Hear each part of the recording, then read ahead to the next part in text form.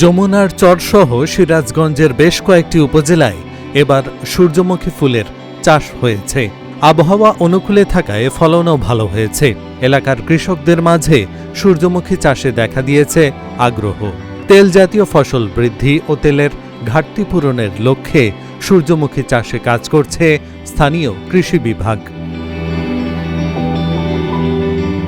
মাত্র ১০০ দিনে এই ফসল ঘরে তোলা যায়।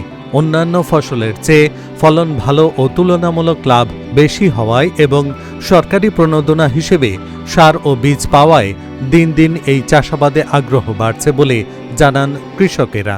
১.৫ বিঘা জমি আমি আবাদ করছি। কৃষি অফিসারের সহযোগিতা নিয়ে বীজ, সার, তারপরে আমার ৮-১০ হাজার টাকা খরচ হয়েছে। তারপরে আমার লাভ হবে, আমি আরও করব। আগামীতে আমি আরও আবাদ করব। আমার লাভজনক আছে, আমি আরও করব। আক্তার ভাই ১.৫ বিঘা বই সূর্যমুখী ফুল আবাদ করছে। আমার কাছে ভালো লাগছে, আমি নিজে খেত দেখছি, আইসা আমার কাছে ভালো লাগছে। আমি সহযোগিতা করলে আমি আবাদ করবো সামনে বছর। দেখার পরে আমারও খুব ভালো লাগছে, আমি আগামীতে আবাদ করব। এবং শুনেছি যে কৃষি কর্মকর্তা হালিম ভাইয়ের মাধ্যমে এটা কৃষি অফিস থেকে এটা প্রণোদনা দেওয়া হয়েছে। আমি আগামীতে ১.৫ বিঘাতে আবাদ করব।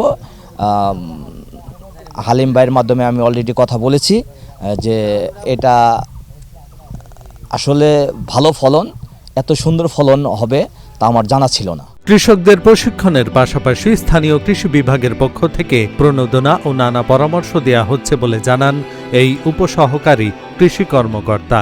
এটা থেকে উৎপাদন বৃদ্ধির লক্ষ্যে তেলের ঘাটতি পূরণের স্বার্থে এই সূর্যমুখীর বিভিন্ন প্রদর্শনী, সেই সাথে প্রণোদনার মাধ্যমে আমরা এই তেল ফসলের ঘাটতি পূরণের এটা কৃষকদের মাধ্যমে উদ্বুদ্ধকরণের জন্য আমরা এই তেল ফসলটা শুরু করি।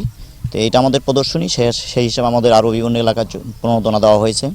তো এটা থেকে আমাদের তেল ফসলের যে ঘাটতিটা এটা পূরণ করা সম্ভব। তেলের ঘাটতি পূরণের লক্ষ্যে সূর্যমুখীর চাষ বাড়াতে জেলার ৯টি উপজেলায় ২০০ জন কৃষকের মাঝে সার ও বীজ সহ বিভিন্ন সহায়তা দেয়া হয়েছে বলে জানান এই কৃষি কর্মকর্তা। আমরা সরিষার পাশাপাশি সূর্যমুখীকেও সম্প্রসারণের উদ্যোগ নিয়েছি।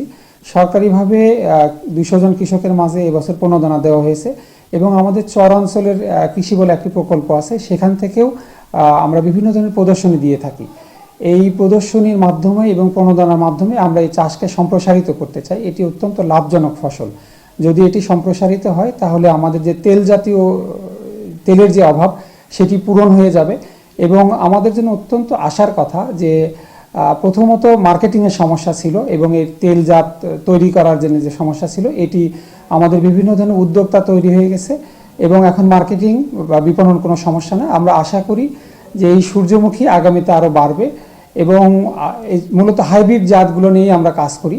বীজের সহজলভ্যতা যদি বাড়ানো যায় তাহলে সূর্যমুখী চাষ আরও সম্প্রসারিত হবে। চলতি বছর জেলায় ২২ হেক্টর জমিতে সূর্যমুখী চাষ হয়েছে আর ফলন লক্ষ্যমাত্রা ধরা হয়েছে প্রতি হেক্টরে ২ ton. Dhaka journal news desk.